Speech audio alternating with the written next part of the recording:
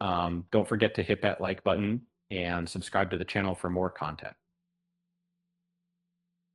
Um, Now, let me ask you this. Have you ever played Kingdom Come Deliverance 2 and found yourself yearning to dive deeper into the story, the world, or its history?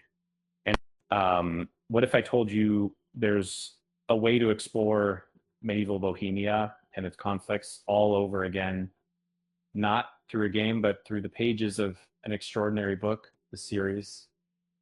Um, it's called a Hussite Trilogy, and written by Andrei Sapkowski, the brilliant mind behind The Witcher.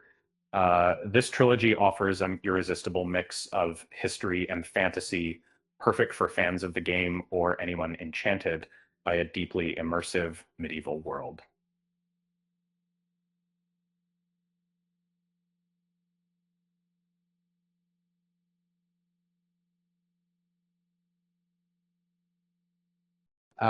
These books take you to 15th century Poland, Silesia, and the Czech Republic, where ancient battles, magic, and political intrigue collide in unforgettable ways.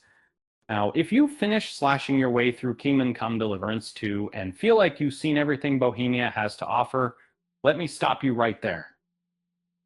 Um, this saga dives 2 decades into the era after the events of the game and frames the tumultuous Hussite Wars in an alternative history full of sorcery and mythical creatures. Uh, Sapkowski himself once described it as his greatest literary achievement. It all begins with Riamar of Bilo, better known as Renovon, one reckless liaison forces him to flee his home, setting the stage for an adventure filled with danger, magic, and moral dilemmas. Along the way, historical figures make appearances, including Zabica the Black, a legendary Polish knight, and the settings are so vivid that you can practically hear the clanging swords and whispered superstitions of the time.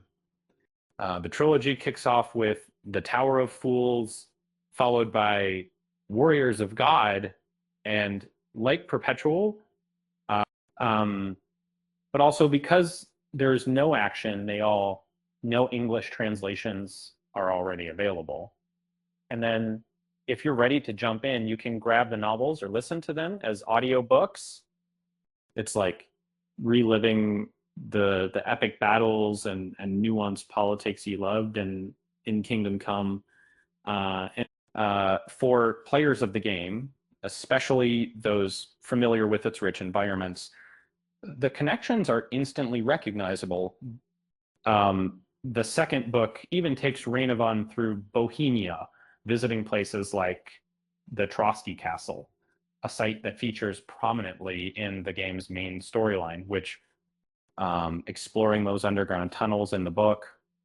Uh, it's a moment where Satkowski's words seem to echo um, the game's energy. Um, One of the standout points is how the Hussite trilogy fleshes out both real and fictional history. You'll come across names like Hans Capone or Jan Sisga, figures tied directly to the storyline in Kingdom Come. While the game gives players a thrilling hands-on experience, the books twist these narratives further, adding layers of fantasy and human complexity to everything you've learned in game. And whether you're a Witcher fan on the edge of your seat for season 4 or eagerly awaiting Ciri to take the lead in the next Witcher installment, this trilogy sits perfectly in that sweet spot between swordplay and spellbinding storytelling.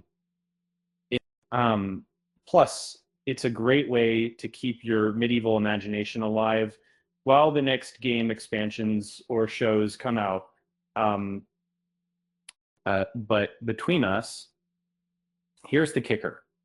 After reading these books, you might find yourself envying medieval life just a little. Who wouldn't want to trade spreadsheets for sword fights, right? Just watch out for those angry mobs and mythical beasts.